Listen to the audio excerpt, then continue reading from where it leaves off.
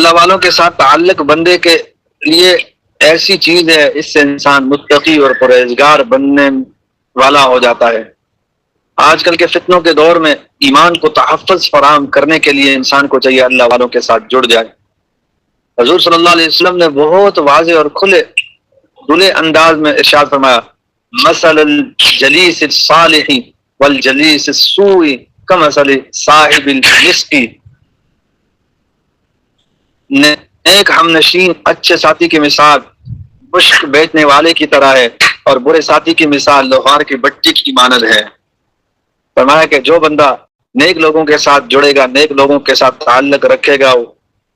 اس کی مثال مشک بیچنے والے کی طرح ہے، اور جو برے ساتھیوں کے ساتھ، برے لوگوں کے ساتھ رہے گا، اس کی مثال لوہار کی بٹی کی مانند ہے۔ مشک بیچنے والے کے پاس سے آپ معروم نہیں رہیں گے، یا تو آپ اس سے خرید لیں گے، یا جتنی دیر اس کے پاس بیٹھے رہیں گے مشک کی خوشبو پہنچتی رہے گی، اور لوہار کے پاس بیٹھیں گے جسم یا کپڑوں کو وہ جلا دے گا،